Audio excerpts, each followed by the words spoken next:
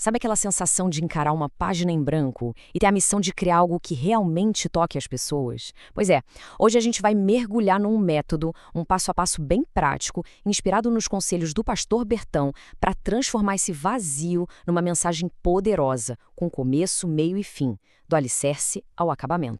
Essa é a pergunta de R$ 1 milhão, não é mesmo? Como é que se pega um texto, às vezes super antigo, e faz ele conversar com o mundo de hoje? Olha, é um desafio que dá um frio na barriga até em quem já tem experiência, mas a boa notícia é que existe um caminho, um mapa bem claro para isso. E o nosso mapa é este aqui. São 5 etapas fundamentais, uma construída em cima da outra. Pensa que é como levantar uma casa. A gente começa com a fundação, depois sobe as paredes e só então coloca o telhado. Não dá para pular nenhuma parte, senão a casa toda corre o risco de cair. E tudo, absolutamente tudo, começa aqui. Este é o passo mais importante. A base de qualquer boa pregação não é uma ideia genial, uma história emocionante, não. É uma passagem específica da Bíblia.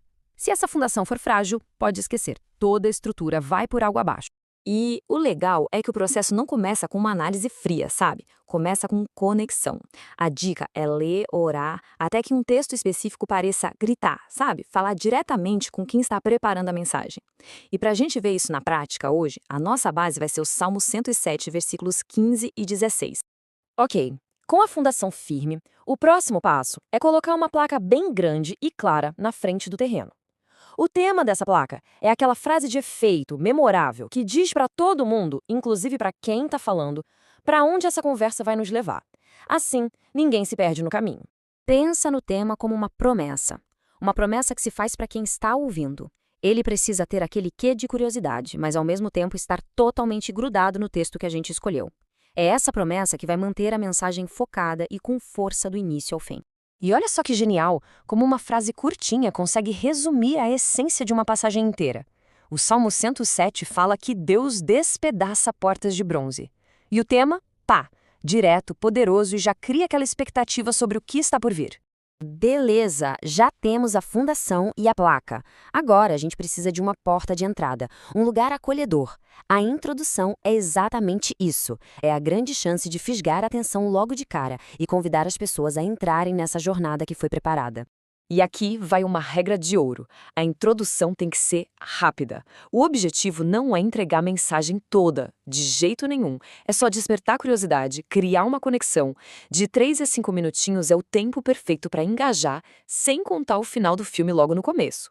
Cara, essa analogia do pastor Bertão é sensacional. Ele compara uma situação espiritual travada com uma porta tão, mas tão enferrujada que não tem produto que dê jeito. Ele cria uma imagem super poderosa e fácil de entender. De repente, um problema abstrato vira uma coisa concreta, real. O mais legal dessa introdução é a receitinha dela. Ela começa com uma experiência que todo mundo já teve, uma porta emperrada. Aí conecta isso com o nosso tema principal do Salmo 107 e ainda dá uma pitadinha de outro texto de referência. Pronto, a ponte para o resto da mensagem está construída. Certo, o pessoal já foi fisgado pela introdução, já entrou na casa. Agora é hora de subir as paredes que vão sustentar tudo. É nessa parte que o tema central vai ser explicado e reforçado, com tópicos bem definidos, cada um explorando um pedacinho da nossa ideia principal. No nosso sermão de exemplo, a mensagem se apoia nesses 2 pilares aí. O primeiro afirma que Deus abre portas. O segundo vai além e diz que ele tem a chave de todas as portas. Percebe a progressão? Juntos, eles criam uma lógica que vai fortalecendo a ideia central a cada passo.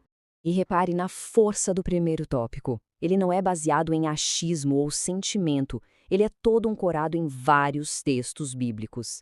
Cada versículo funciona como uma prova, uma evidência que sustenta a afirmação de que Deus realmente age e abre o que está fechado. E a estrutura fica ainda mais sólida com o segundo tópico. Ele não só repete a ideia, ele a expande. Mostra que Deus não apenas abre portas, mas ele tem a autoridade soberana sobre todas elas. E, de novo, cada ponto é confirmado com mais referências, construindo um argumento que fica, olha, irrefutável. Construímos a fundação, subimos as paredes. Agora é hora de colocar o telhado e dar aquele acabamento final. A conclusão não é só um tchau, pessoal.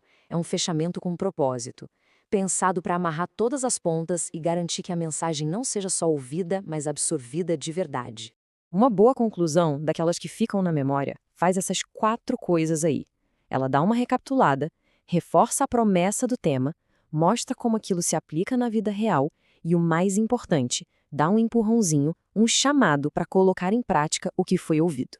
Essa frase da conclusão do nosso exemplo é a aplicação prática pura. Ela pega a ideia teológica, Deus abre portas, e transforma numa convicção pessoal, numa verdade para se viver. É nesse momento que a mensagem sai do papel e aterrissa na vida de quem está ouvindo. E assim, a gente fecha o círculo. Começamos com uma base firme no texto, traçamos a rota com um tema claro, abrimos a porta com uma introdução que convida, construímos o corpo com tópicos fortes e, no final, concluímos com um propósito. É um processo completo, redondo e muito, muito poderoso. No fim das contas, fica essa reflexão. Esse método não é só uma técnica, uma receita de bolo. É uma ferramenta para destravar o potencial de uma mensagem.